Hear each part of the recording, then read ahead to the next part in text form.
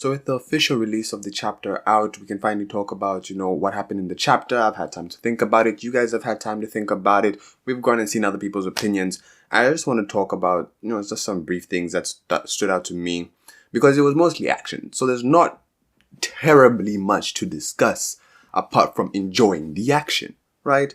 But the few things that are there, one of the biggest discussion topics of the chapter, right, was that one panel with Luffy, Kaido talking about Luffy saying, is he as great as those guys, or how high is your ceiling going to go, right? And we have a picture of some legends in the background, and the question was, why is it that it seems that Kaido has only acknowledged these people, leaving out others, notably Big Mom, every single Marine, and, Mihawk.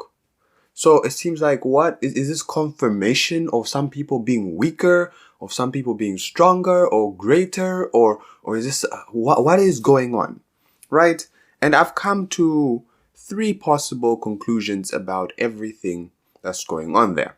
Now, before I talk about this and go into what I think, if you haven't already, please subscribe. It helps a great deal. And, you get to know when the videos are coming out. You get those notifications. You can get to here as soon as possible. And we can continue discussing. But now that that's out of the way, first, before I talk about who is there and why they're there, I want to talk about Oden and the fact that Oden is there. Because in a recent video I made about people who are not chosen in One Piece, I asked the question, how strong would Oden be, if he was alive? Just offhand. Because that's another question that I saw and answered in another video about how strong will Oden be. But it seems that he was counted as much of a legend in Kaido's eyes at the very least as these other great people. So potentially Oden could have been that great. Oden could have been as strong as Kaido now, potentially. But it's just a little note, because it seems that on Oden's legend, he didn't really achieve as much greatness as everyone else, but he definitely had the potential, at the very least, according to Kaido and his perspective of Oden. He was definitely a legend as far as just his character. And in terms of strength, he definitely had the potential to become as strong as some of these other guys.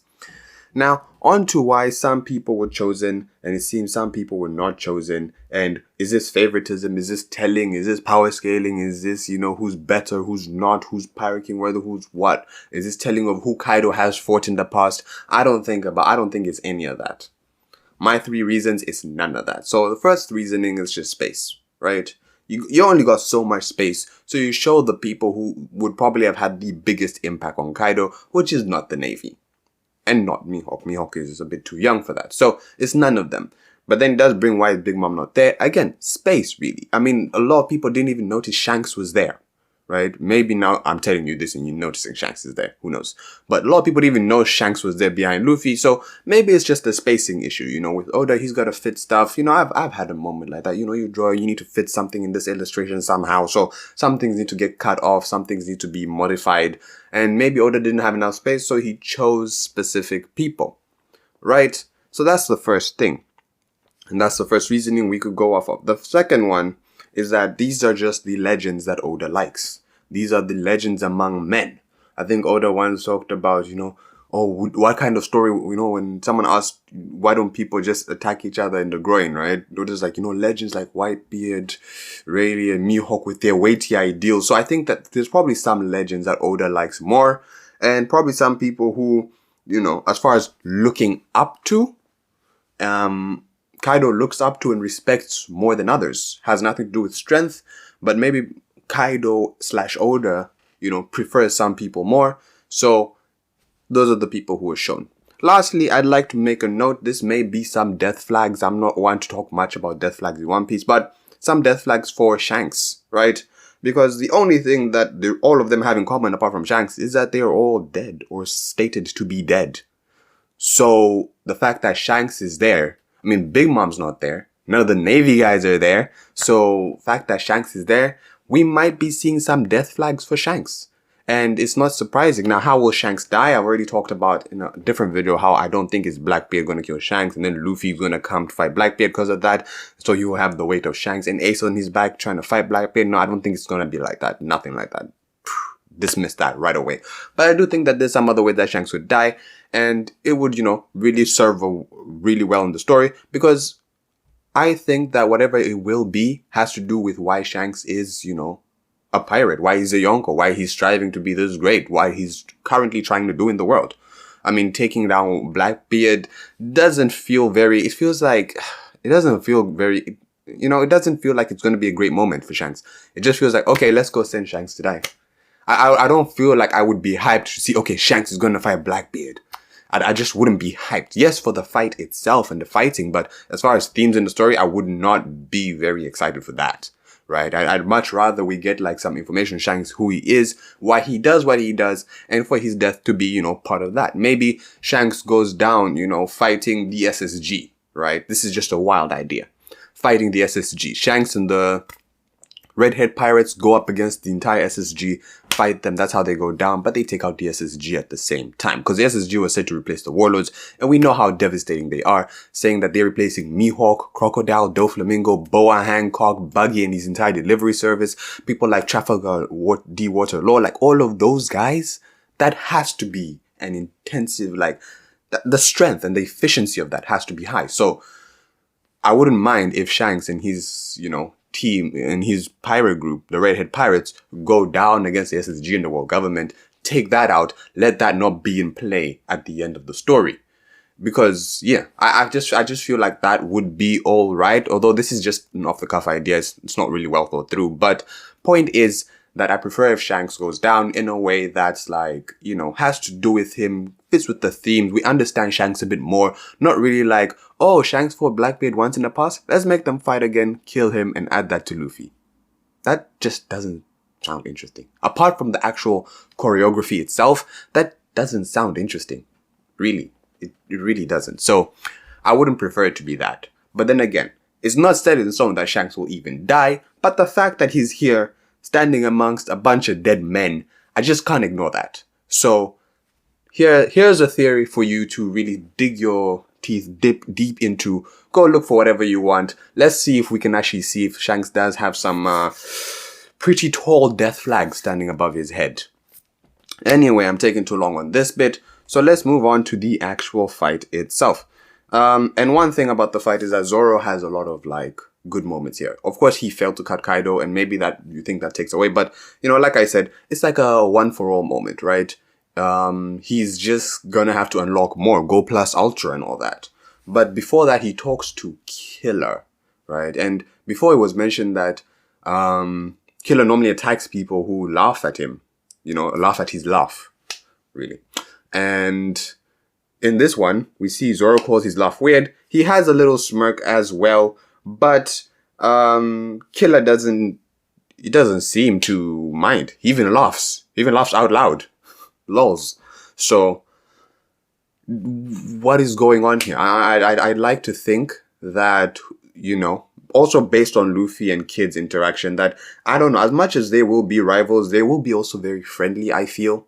Because it doesn't seem to be any animosity or any angriness between at least Zoro and Killer. They seem to be like, hey, what can you do? Which feels very different, especially comparing, the first commanders right now to Yonko that exist. Marco and King, Perospero, and I know Perospero's not the first one, but he's Big Mom's oldest son. So Perospero and Marco, the interactions there compared to Zoro and Killer feel very different for this next batch of Yonko or biggest pirates in the world. It feels very different, and maybe the rivalry will become very friendly, and I feel like that's a possibility where they will be equal. They can always fight on equal terms, the Kid Pirates and Straw Hat Pirates, but the better ones at the end of the day will end up being the Straw Hat Pirates. That's what I think. Anyway, once again, I think the last thing just to note here, last two things really, is Big Mom and just how she doesn't look good. Which, for me, I feel like I've come to understand Big Mom as that she doesn't really have that many strong attacks, I feel. Really. Not that her attacks are weak, but even like when she's really trying, of course no one was trying here. Takeaway message. But even when she's really trying, I just don't think many of her attacks are that strong. I think that she has very few that are that strong, Elbaf Spear being one of them. But I just don't think she has that many. What makes her truly devastating is that you can't really beat her. It's like shooting a Logia, right? Or trying to blow up a Logia. Yeah, you stole them for a couple of seconds, but they just come right back. I think that's Big Mom. You cut her, you try, blow her up, you punch her. Yeah, you may slow her down, but she just keeps coming back. Like, you can't actually defeat her. You can try overpower an attack or two, but you can't really beat her. And that's what makes her devastating, which makes her completely opposite to Kaido, where it's like, well, no, let me not say Kaido, but someone like Whitebeard, right? Where he does get the damage, but Whitebeard's attacks are also so devastating to the point where it's like, this guy is just a monster, right? So one has very little durability, but really strong attacks, while the other has much relatively weaker attacks, but more durability, right? So I guess I'm just saying that not all Yonkos need to have the same, kind of structure in terms of how durable and strong they are. And I think that I really like that about Big Mom. It also explains why she's not, right? Like, clumsy moments with her do happen, because she's not really, I don't know. It just makes more sense to Big Mom, right? Of course, maybe you like that, maybe you don't. Maybe you like that and still think she's trash, but it's up to you, really. I'm just trying to explain more stuff to make it make sense in my head.